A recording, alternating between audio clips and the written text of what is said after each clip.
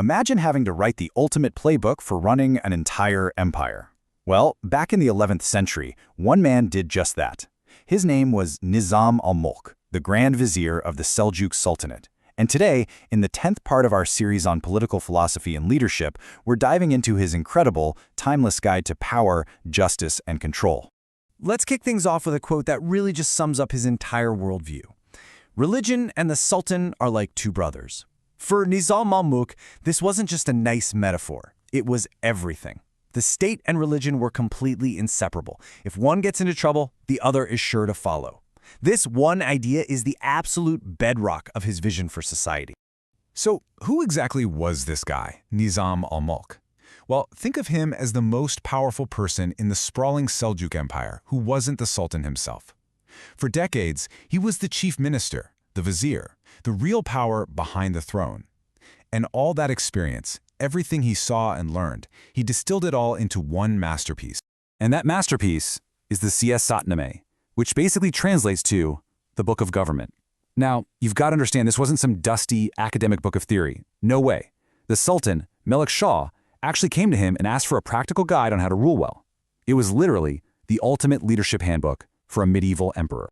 This brings us to the absolute core of his entire political vision. Where does a ruler's power actually come from?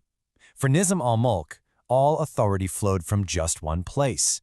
And you might be surprised, it wasn't the people, and it wasn't the military. The core concept is shockingly simple. Legitimacy comes directly from God. A sultan doesn't just seize power or win some kind of election. He is chosen. And that one fact changes everything, right? It makes his authority sacred.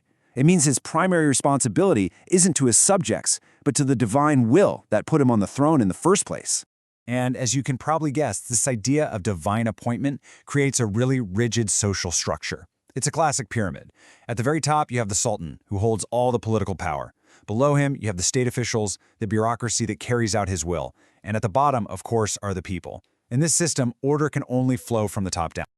Okay, so being chosen by God sounds pretty great, right? But here's the catch. It comes with an immense amount of responsibility. It's not nearly enough to just have the power. You have to be worthy of it. So what does being a worthy ruler actually look like in practice? What does it really take to be a leader who deserves this divine seal of approval? One of the best things about Nizam al-Mulk is that he is incredibly specific. He lays out the exact virtues and characteristics a ruler needs to be both effective and just. The single most important quality, number one, with a bullet, is justice, or adalat. This is the cornerstone of the whole system. For Nizam al-Mulk, the Sultan's personal conscience is directly, and I mean directly, tied to the prosperity of the entire nation. A just ruler means peace and well-being for everyone. An unjust one? Well, that's just a guarantee of chaos. But here's the thing. Inner virtue isn't enough. Perception is power. And Nizam al-Mulk basically gives a masterclass in the stagecraft of ruling. Those grand palace ceremonies, they're not just for show. They project majesty and awe. He advises following a middle path, avoiding extremes, to maintain respect. Generosity isn't just about being kind, it's a tool to demonstrate wealth and power. Even how often you issue royal decrees matters. Do it sparingly, so that each one carries immense weight. Every public action is a calculated step. And here, we see this fascinating point of disagreement with another giant of Islamic thought, Ibn Khaldun.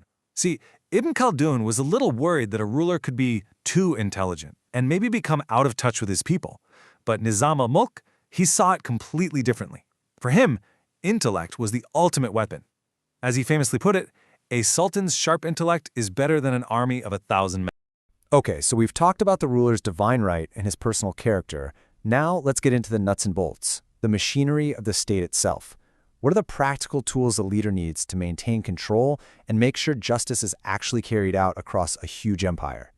This line right here is just so powerful. It lays out the stakes perfectly. A ruler simply cannot afford to be ignorant. If you know about an injustice and you do nothing, you're a tyrant. But if you don't even know what's happening in the first place, you're a fool. For Nizam al-Mulk, neither one is an option. Vigilance is absolutely non-negotiable. So how does the Sultan stay informed about everything? Simple, through a really sophisticated intelligence network. And we're not just talking about foreign enemies here. Spies were to be sent everywhere, disguised as ordinary people, merchants, travelers, even holy men. They were the Sultan's unseen eyes and unheard ears, essential for stamping out corruption and, more importantly, preventing any rebellion before it could even get started. You know, his advice on the ruler's inner circle is especially clever. He demanded a strict firewall between professional and personal relationships. The vizier is your chief minister. They handle the official business of the state. The Nadim is your personal friend, a confidant you can talk to. And the golden rule, you never, ever mix the two. Giving state duties to a friend just invites corruption, and making your top official your best friend completely clouds your judgment. It's brilliant, really. His advice just gets incredibly practical from here on out. It's almost like a checklist for good governance. Pay your judges well, so they won't be tempted by bribery. Appoint market inspectors, a muhtezib, in every city to make sure prices are fair and trade is honest.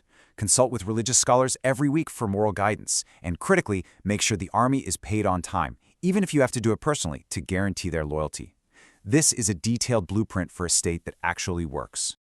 So after a lifetime of service and writing this incredible book, what's the lasting impact of Nizam al-Mulk's political thought? When you boil it all down, what's the ultimate takeaway from his siyasat-nameh? In the end, his whole philosophy boils down to a highly centralized state. Everything, stability, justice, prosperity, it all rests on the shoulders of one single individual.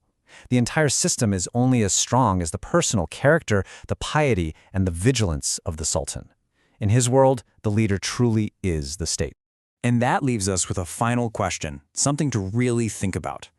In a world that's so incredibly different from his, can this ancient model of leadership, this idea that blends absolute authority with a profound personal duty for justice and order, can it still hold any lessons for the leaders of today?